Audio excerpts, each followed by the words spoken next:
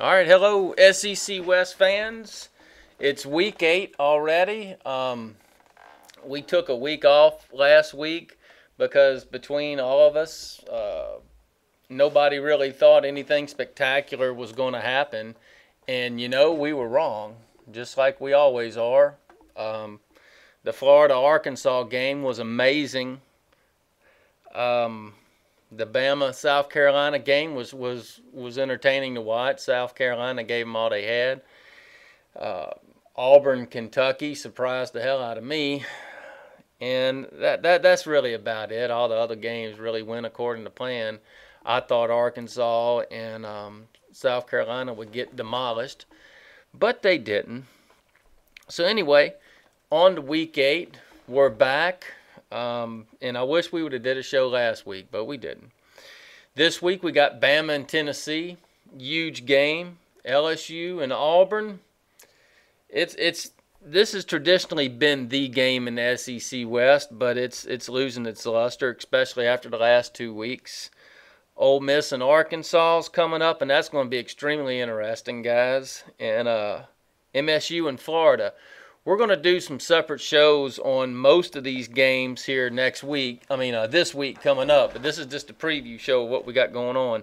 One thing I like to add about this Mississippi State-Florida game, it could be a lot like that Washington USC game when Sarkisian left USC, and now he's at Washington and beat his old mentor. I don't think the Bulldogs got enough talent to beat Florida, but it's strange that you have a number one team such as Florida playing against their old offensive coordinator. But, Urban Meyer, for all intent and purposes, is pretty much the offensive coordinator anyway, much like Saban's the defensive coordinator everywhere he is. So maybe it won't be interesting. Probably not, but we're probably going to talk about a little bit about that. One thing I noticed from this past week, and I hope some SEC refs see this broadcast.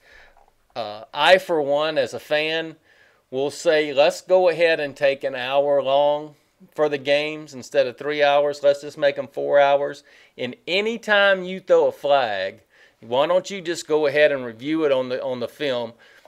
All us fans will sit and wait, and we'll watch, and it should be good for the networks because, hey, they'll just get more advertising time anyway. But I think with the SEC having to do 2 apologies now this year alone on Mondays, I think it's time to let's stop bleeding now. And anytime there's a flag, I'm talking holding, personal foul, anything, let's just review it. Let's have a major emergency meeting out here in Birmingham and review it. Because that call against Arkansas, that personal foul call, was horrendous. And who's to say if it cost them the game or not? But, on the next play, they score a touchdown. And that was the most ridiculous call I've ever seen. And the SEC is really, our officiating is atrocious. I'll put together some stats that I'm going to go through later in the week about the penalties. It's crazy. So, please, if you're watching this, let's start a campaign.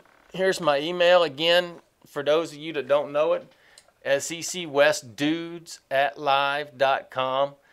Give us an email, and hell, maybe we can start a petition or something, because let's just review every single flag out there, because these kids, especially the kids up in Little Rock, not Little Rock, they're in Fayetteville, the kids up in Vietnam will have worked too hard to have a game like this, a dream game against the number one team, blown to pieces because some referee called a personal foul penalty that was just the most bogus thing I've ever seen.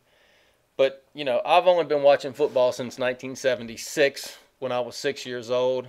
Didn't really comprehend it till the next year. So, if any of you've seen something worse, let me know. But it's atrocious.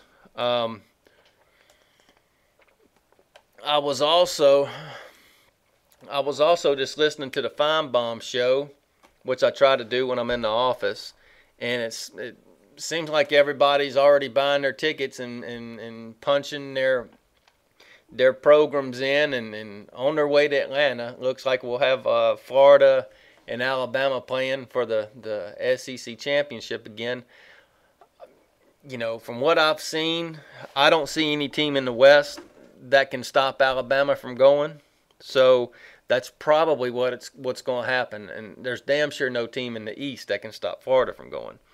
But if that happens, it's going to be amazing because it's been a very long time since you've had the SEC championship game decided, in early November, which is probably going to be the case. So what we will witness a historical event in the SEC as far as the championship game goes. I know in those early 90s, Alabama and Florida seemed to already have their ticket punched in October, but it looks like we're going back to that again. And I'm sure it takes off some luster from this show because I thought Ole Miss was going to be better. I thought LSU was going to be a little better than they are. But for the Alabama fans, I bet they're all happy anyway, so it doesn't matter. Everything is right in the world now that Alabama's back to being a perennial championship contender, which they are. Speaking of that, Saban's done more at Alabama now in his third year than, the season's not complete yet, but it looks like he's on the road to accomplishing more at Alabama in his third year than he did at LSU. Sure, Saban won 2 SEC championships and a national championship. However, he was never able to put together 2 complete seasons like he's doing now. And yeah, Alabama had a meltdown at the end of the year last year, but come on, they got to Atlanta, ranked number 1 in the country. That's about all you can ask for. That's what you call competing for national championships. So if Saban can continue this run at Alabama, you're going to see something that he's never done. He never did it at Michigan State, and he never did it at LSU, primarily because we always stumbled on the plains up there when he was playing Tuberville. So if he continues to do that, this is a historical event, and my hat will be off to Coach Saban if he can do that. Last week I was going to do a show about how pathetic LSU is, but I think everybody already knows that Florida game.